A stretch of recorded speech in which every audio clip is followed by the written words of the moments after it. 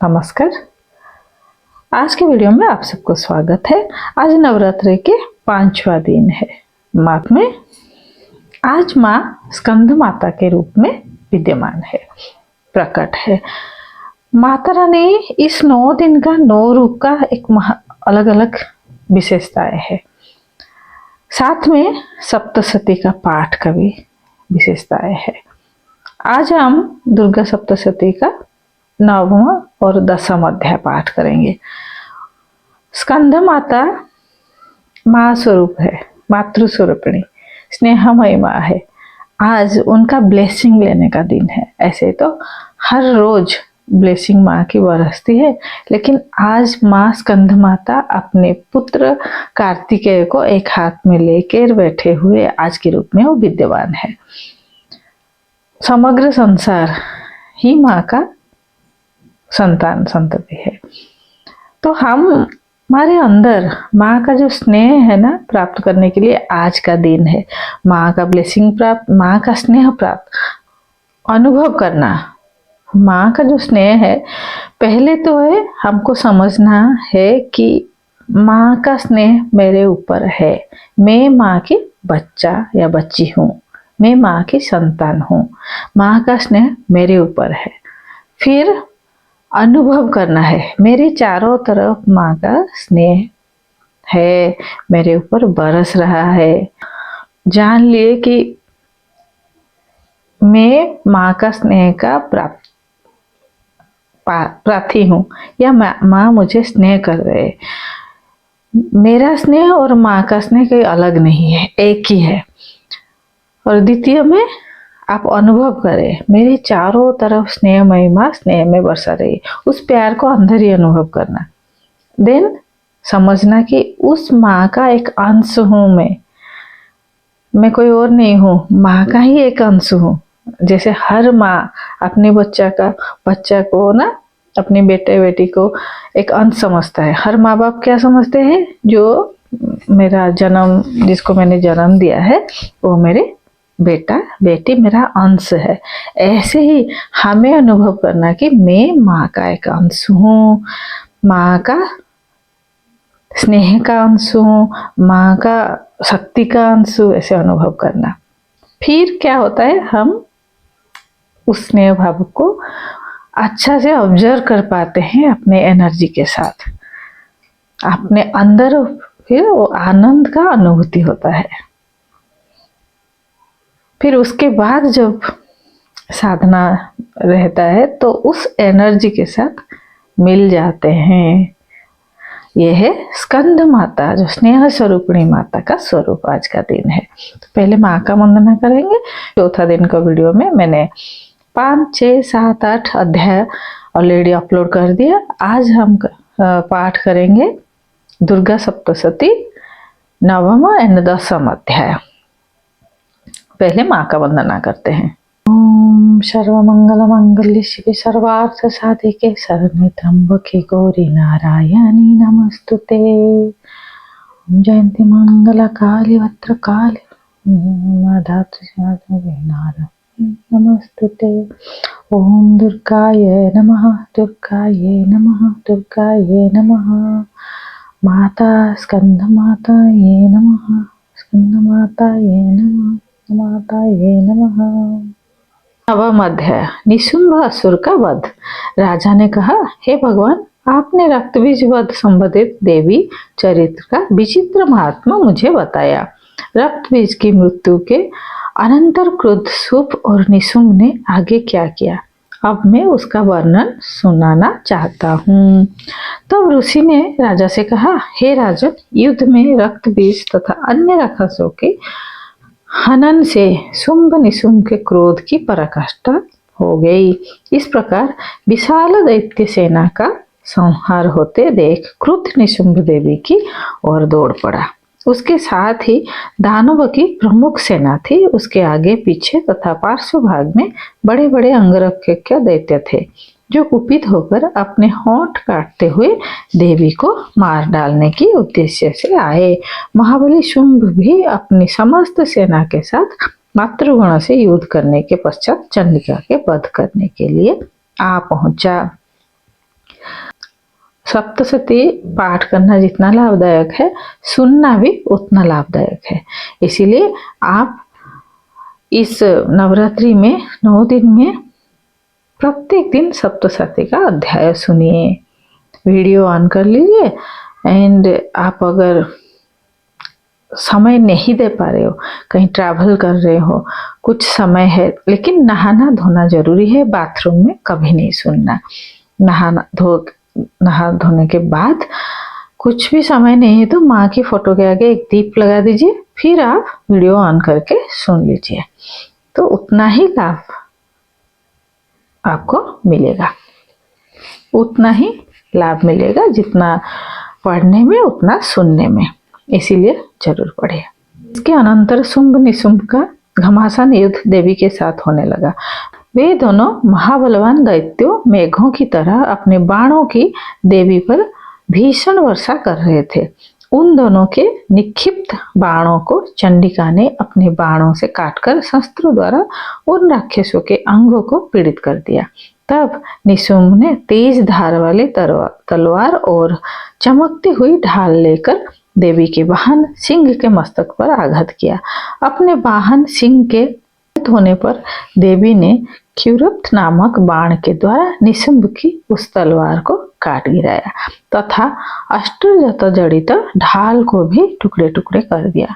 ढाल और तलवार से रहित होकर उस दानव ने शक्ति का प्रयोग किया, किंतु चक्र के द्वारा देवी ने उस शक्ति के 2 खंड कर दिए।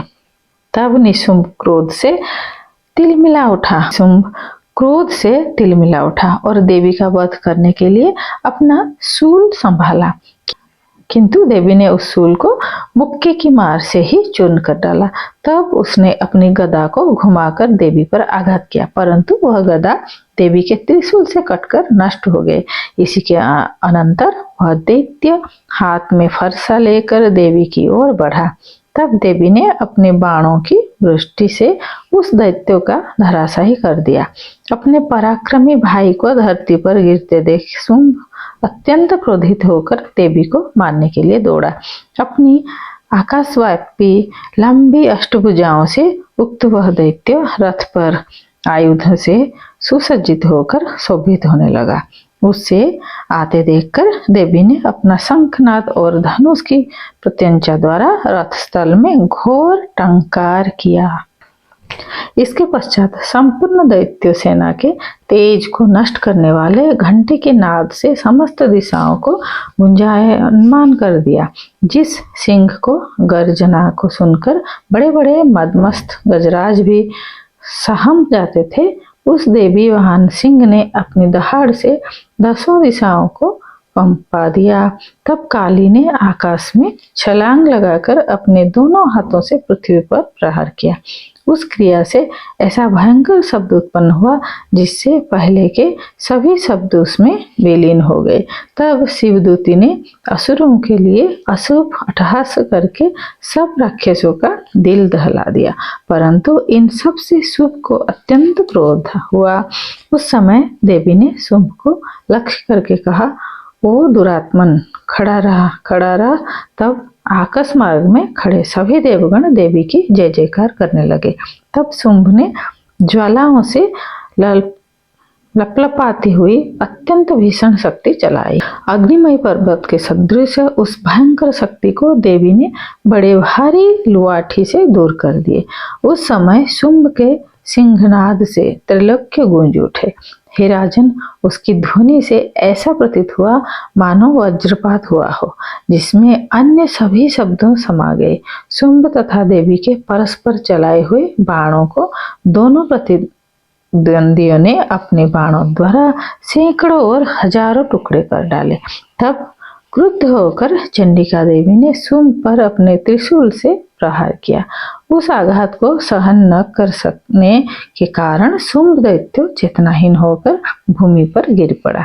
इतने में ही निशुंभ की चेतना लौट आई और उसने बाणों की वर्षा करके देवी काली तथा उनकी बहन सिंह को घायल कर दिया। फिर उस असुरराज ने अपने 10,000 हाथों को पैदा करके चक्रों के आघात से देवी को आच्छादित कर डाला। तब असमहा पीड़ा निवारिणी देवी दुर्गा ने क्रुद्ध होकर अपने बाणों से उन चक्रों तथा बाणों को काट दिया। देवी ने इस अतुलनीय शौर्य को देखकर निशुंभ अपने सैन्य दल के साथ चंडिका का वध करने के उद्देश्य से हाथ में गदा लेकर बहुत वेग से उन पर झपटा। देवी ने अपने तीक्ष्ण तलवार से उसकी गदा को काट दिया। गदा नष्ट होते ही हाथ में शूल धारण कर लिया। देवताओं की पीड़क निशुंभ को हाथ में शूल लेकर आते देख चंडिका ने बड़े वेग से अपना शूल चलाकर उसके वक्ष को विद्ध कर दिया। शूल से छाती छिद जाने पर उसी के समान एक महाकाय दैत्य उसकी छाती से निकलकर खड़ी रह कहता हुआ बोलने लगा। उस निकलते हुए दैत्य की बात पर देवी अट्टहास्य कर उठी और तलवार से उसका सिर काट गिराया। तब वह दैत्य भूमि पर गिरकर ढेर हो गया।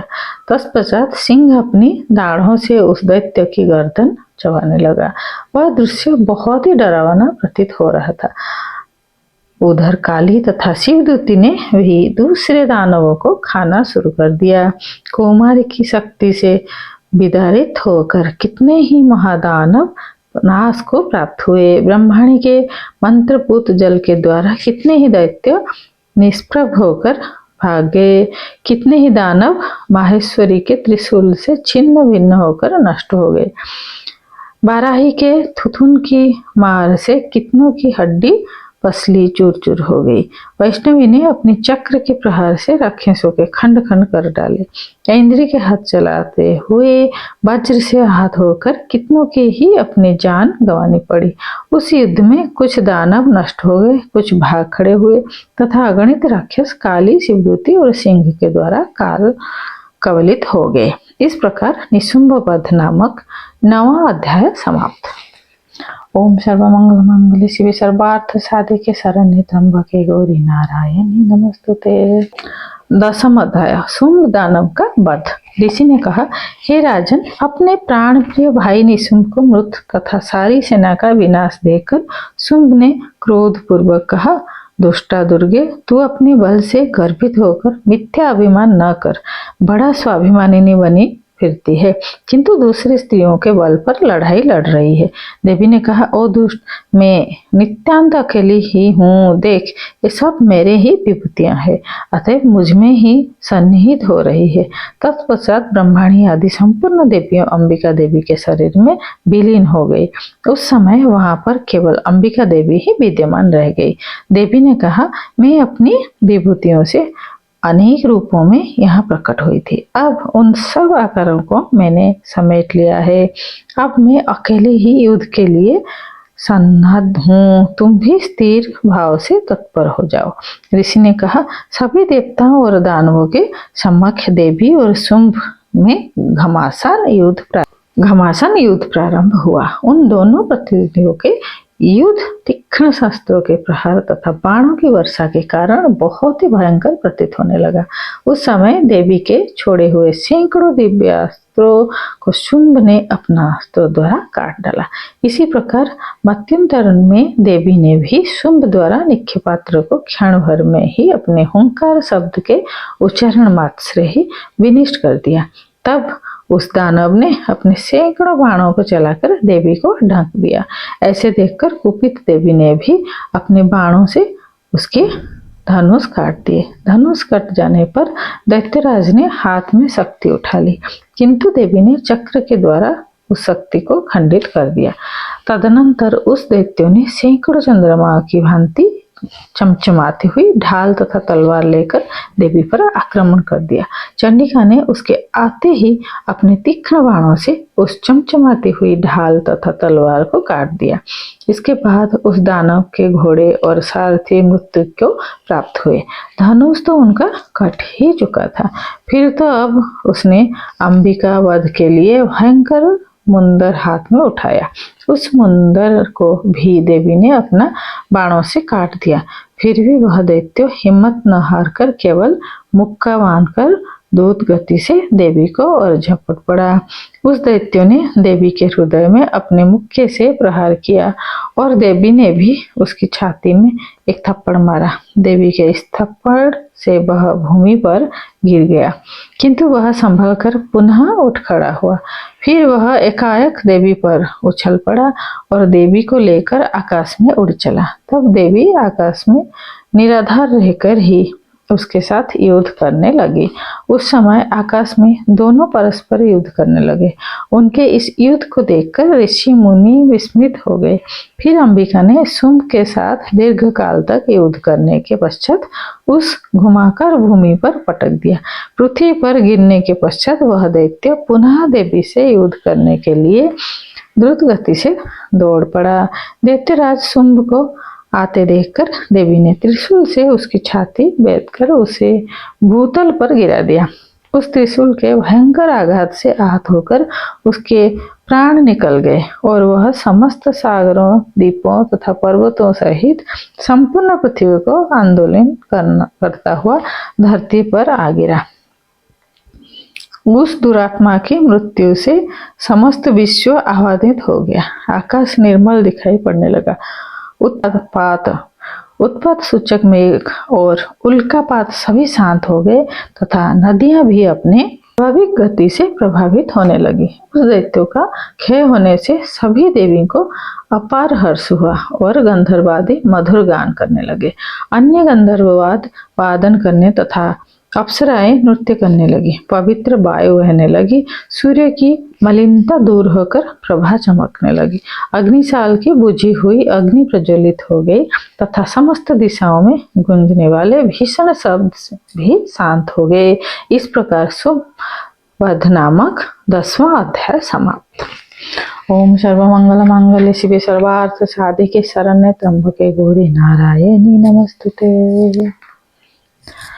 तो आज का दुर्गा सप्तशती पाठ यहीं पे समाप्त हुआ और कल हम करेंगे एकादश और द्वादश अध्याय का पाठ। अच्छा, दुर्गा सप्तशती अगर आपको टाइम नहीं मिल रहा है तो टाइम कैसे एडजस्ट करेंगे? जैसे सुबह कलश रखे हो, माँ का पूजा कर रहे हो, तो सुबह क्या होता है, इतना हड़बड़ी में ये सब नहीं हो पाता क्योंकि अपना फैमिली का भी कुछ जिम्मेदारियां होता है, रेस्पॉन्सिबिलिटीज होता है, वो सब काम करना पड़ता है। अगर प्रोफेशन में हो तो अपना जॉब भी करना पड़ता है। अगर हाउस वाइफ हो तो भी कमिटमेंट रहता ही रहता है। इसीलिए आप सुबह का ना, जैसे आप डेली पूजा करते हो ऐसे करो। अगर आप घट नहीं भी बिठाए हो तो बस मंदिर में एक दिया लगाए माँ के नाम से और जैसे कर लिए पूजा पाठ, और जो खाना आप खा रहे हो सात्विक आहार लेने के लिए आप चेष्टा कीजिए। और जो व्रत वाले हैं उन्होंने जैसे व्रत कर रहे हैं ऐसे करना। अगर आपको प्रॉब्लम है, आप व्रत नहीं भी कर पा रहे हो तो सात्विक आहार लेके आप ये नवरात्रि के दिन रह सकते हो। फिर आपको जब भी समय मिले आप 3 बजे 2 बजे समय तो मिलता है, उस टाइम फ्री टाइम मिलता है, कपड़े वपड़े चेंज करके आराम से हाथ में मुंह पैर थोड़ा धो लीजिए। या आप अगर ट्रैवल के टाइम में हो, ऑफिस में हो, ब्रेक टाइम मिलता है आपको, उस टाइम थोड़ा हाथ मुंह के धो के फ्रेश हो जाइए, पानी थोड़ा पी लीजिए और अपना ऊपर थोड़ा सा पानी छिड़क दीजिए एंड वीडियो ऑन करके सुन लीजिए। घर में जो लोग हैं वो लोग भी इसे वीडियो ऑन करके आराम से शांति से आंख बंद करके सुनना, फिर माँ को प्रणाम करके स्तुति करके वहीं से उठना। ऐसे ही सिंपल तरीका से, सरल विधि से भी हम माँ की आराधना कर सकते हैं। तो मिलते हैं कल की वीडियो में, और चैनल में न्यू है तो जरूर सब्सक्राइब कर दे एंड बेल आइकन को प्रेस कर दिए, क्योंकि जो भी वीडियो में जब भी अपलोड करूँगी आप तक पहुँच जाएगा। एंड शेयर ज़्यादा से ज़्यादा कीजिए। शेयर करना एक सेवा है। आप माँ का एनर्जी को शेयर करिए, दूसरे तक पहुंचा रहे हो, तो ये एक बहुत बड़ा सेवा है। इसलिए वीडियो को शेयर जरूर कीजिए, सब्सक्राइब करें, अपने फ्रेंड्स रिलेटिव्स को बोलिए भी सुनने के लिए।